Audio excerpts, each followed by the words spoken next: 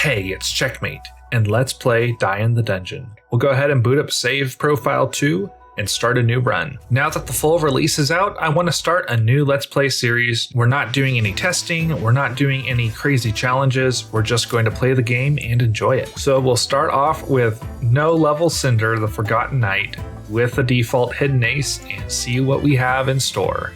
So for those new to the Frog Life, we have dice here instead of cards. We place dice on the board, which will determine different actions, whether they are heal, block, or attack. These boost dice, though, are really the heart of the game. When you play the boost dice, these type of dice, the ones that interact and synergize with the other dice in your deck, are really what makes this game click and what gives the different builds their synergies. There's the attack intent from the enemy, and then here's of course our attack, which is going to kill the enemy. You can click finish, and we start by killing this first fly. Now you can see on the map there are quite a few different tiles. We're going to plot our path to the first area boss over here, which is the Scorpion. After every battle you get some form of reward, usually it's dice.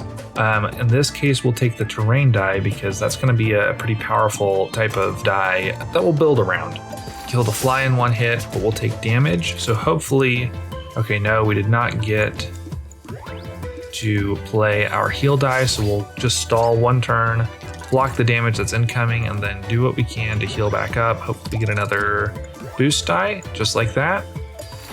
And we continue. The mirror die is pretty strong, but it costs an energy, and we also have to keep in mind how many dice we can reasonably fit in our deck. Lethal attack is kind of fun. Better than our normal attack, but I think we're okay right now, so we'll skip and take some money and discard one of the boost dice. We don't need this many dice in our deck because we can only draw in so many per turn. So until we get some sort of relic or some sort of properties that will help us out, for now we'll focus on making our deck a little bit better. So make this one roll higher face values and a little more consistency. We'll upgrade our dice. Let's upgrade a boost dice just to do kind of a similar thing where we want this one to roll all threes for more consistent boost. And then let's upgrade probably this one as well. And this is our terrain die. So the more that we can buff the terrain die, the more boost it's going to give us on later turns. So let's see what else we want to do here. We have an elite battle here. We have events here and events here.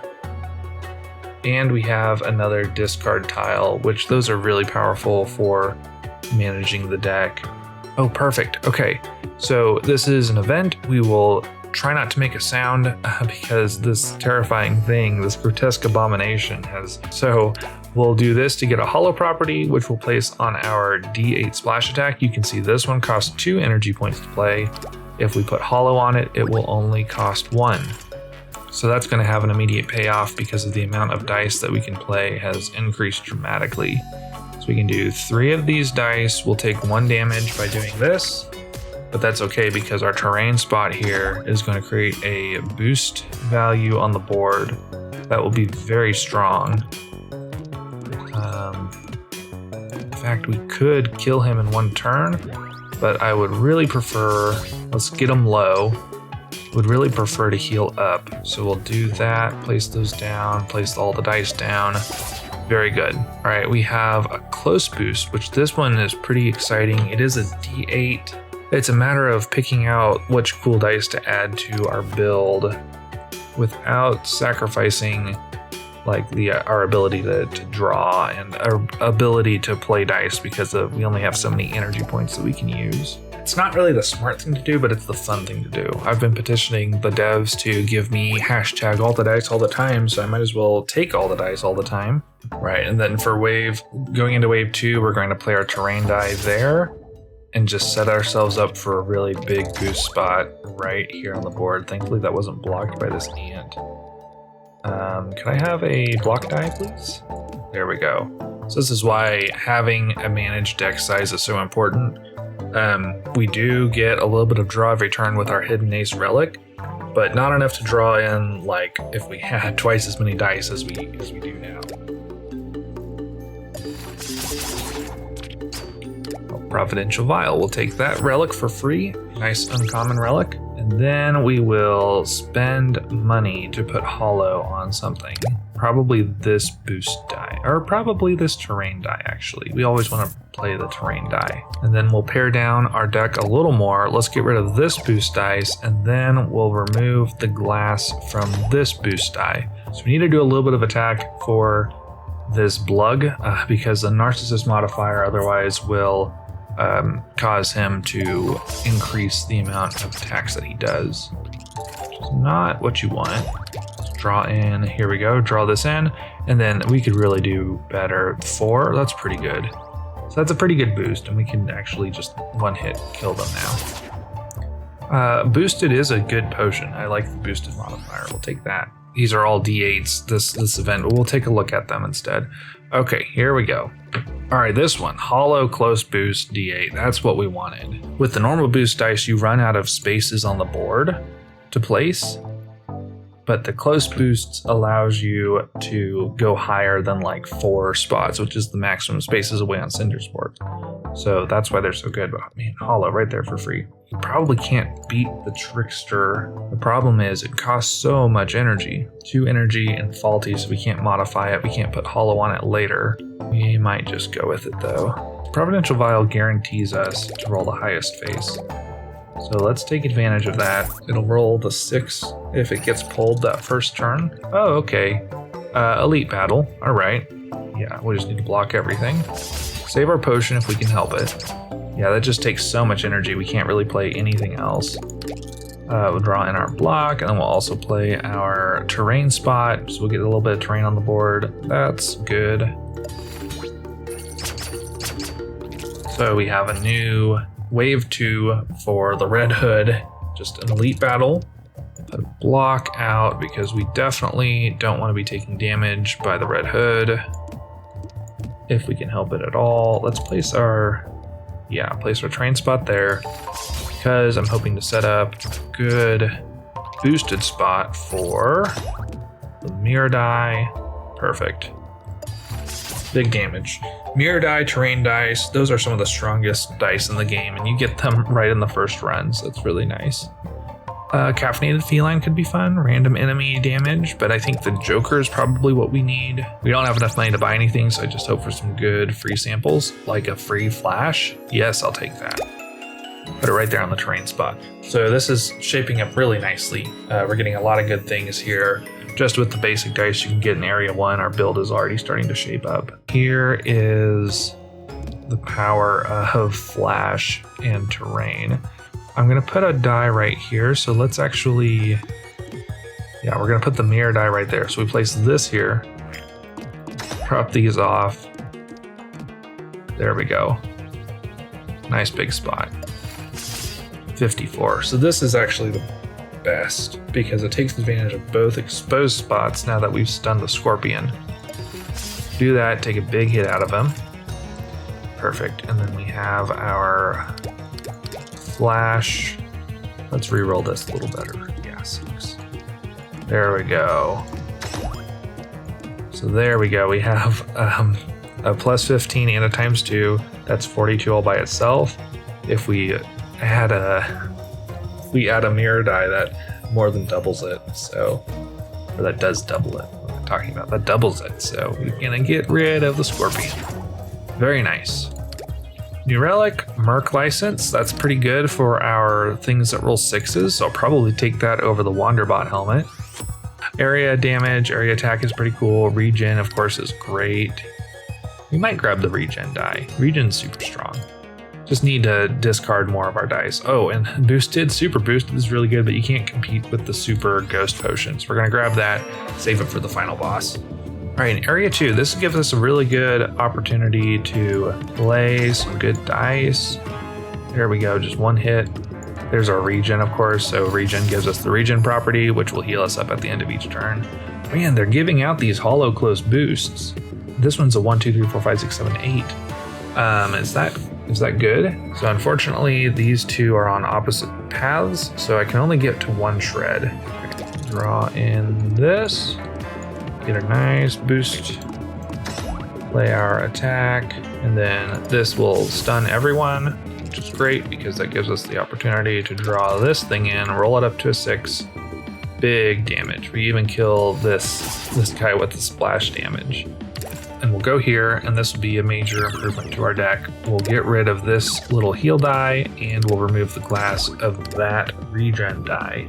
Okay, so this changes up our dice situation quite a bit, and not necessarily in a good way. So we have a choice here. Magnificent Flower immediately benefits our boost dice. It basically turns them all into close boost, and then gives them a huge benefit. But in the next area, it'll turn into Withered Flower, which gives us a nerf. I think we'll go with Withered Flower, and it's gonna make the rest of these fights difficult, so we're gonna have to try to avoid as many as we can. Definitely the elite battles too. And we discovered Listfer. Okay, so this is gonna be a fun event. We have to protect the body. We have to unlock Listfer. So let's protect it. Oh, it's an elite battle. Great. So this has completely changed up our dice calculation. So this one still costs a lot of energy, but we get a lot fewer boost value. But we are actually probably in a pretty good spot just with the amount of power that we're outputting.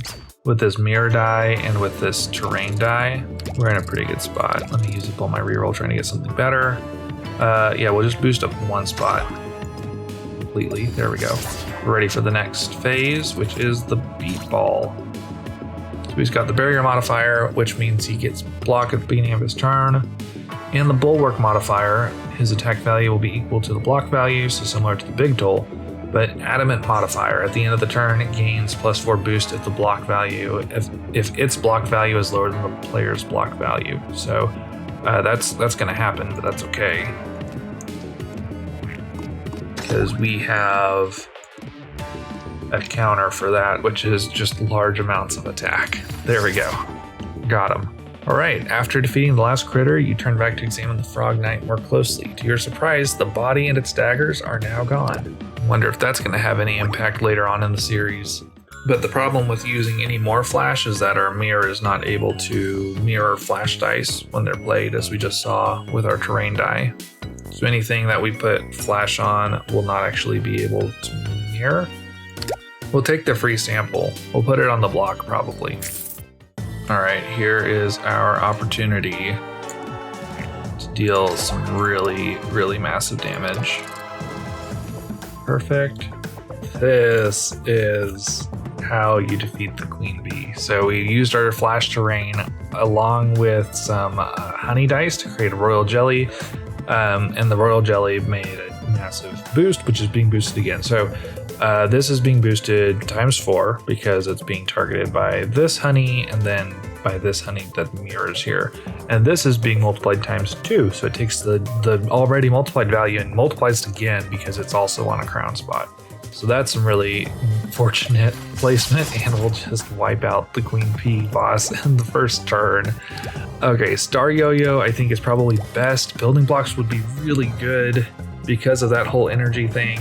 I mean, we're already using like splash damage, so I think it's better to also have some block. Oh, multiplier. Multiplier will be really strong. Okay, we're gonna take multiplier. All right, and let's play around with this a little bit because this is why this is going to be so strong. So multiplier, which is void, is now actually super strong. Times a plus 30 boost right there. Oh my goodness. Oh, that's strong. Okay, we're gonna keep that thing. Yeah, so multiplier will take the final value of this boost dice apparently and then multiply that. So that's huge. So we can place that right there. Pull like one of these things off because we don't need that much. Oh my goodness, we don't need that much, guys. Okay, we're set now. I think we are full up on our dice, so we actually need to get rid of some here in a second.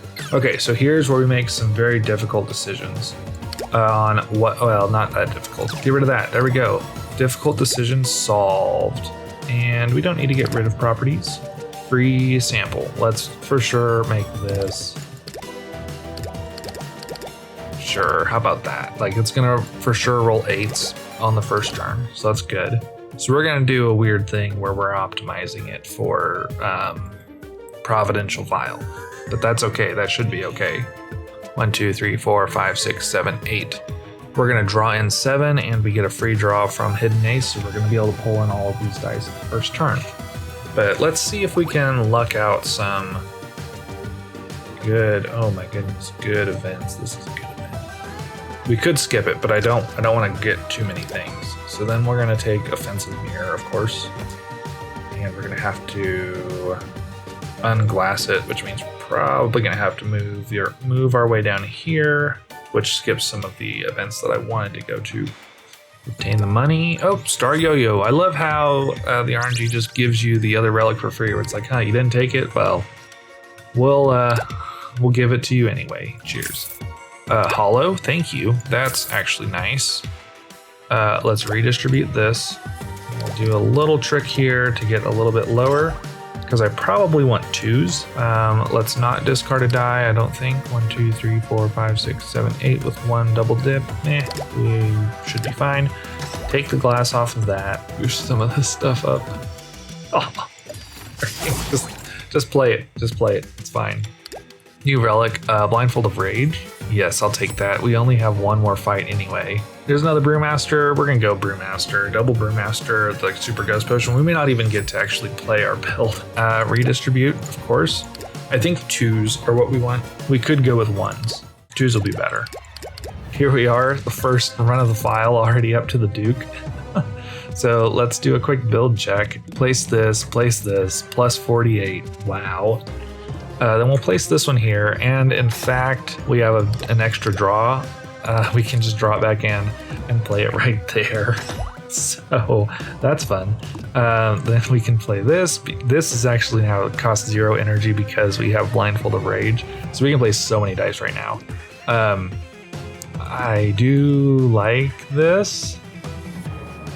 We'll have to play around with this just a little bit. Yeah, we'll have to play around with this just a little bit. There's 500, so I could just one-shot the boss and heal up, or block his entire attack too if I wanted. We will see if we even give him a chance. So there's 4 Brewmaster.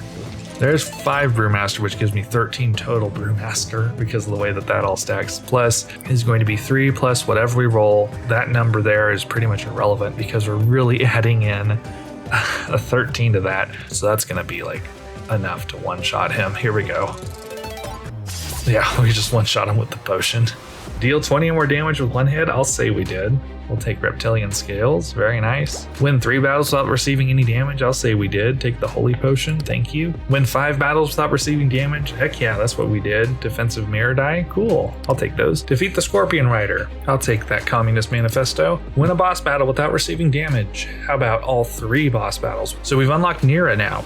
That's awesome. Reach Area 2, the Monarch's Grove. Fortify, I'll take it. Go, we'll take Medieval Scope. Deal 99 damage or more in 1 hit. Oh yeah, we did. I'll take Baby Tick. Win 10 battles without receiving damage. Yes, we did that too. And protect the body in Area 2. Listver is unlocked. That's great. Defeat the Queen Bee. There's so many unlocks right now. We're not even through the XP. Reach Area 3 of the Dormant Palace. I'll take Rose Potion. Yeah, that's great. Upgrade a die to Gold tier. Prism Dice. That's unlocked some cool stuff. Defeat the Mosquito Duke. Sacred Maul. That's one of the relics of all time. Play 3 runs or beat the game. We've unlocked Endless Mode. The possibilities that have opened up for us are endless now. Complete a run with Cinder. High Ground is now a thing. There's Speed Hopper for you. This is another guide to getting the Speed Hopper achievement. We'll take the Haste Potion. Now we get all the XP. Sticky Toe. This one looks pretty cool. Whenever you draw a die, draw another one. Here's our draw dice. Speaking of draw, we'll take that. So there's so many dice here. We haven't even scratched the surface with the relics. Like there's so many relics we haven't unlocked, let alone seen. So yeah, this is just the first victory of many. I hope that you'll stick with me through this Let's Play series. If you're interested in Die in the Dungeon, I have a lot of videos about this game. So check out my channel for guides or challenges or some completely broken builds. And I'll see you in the next video.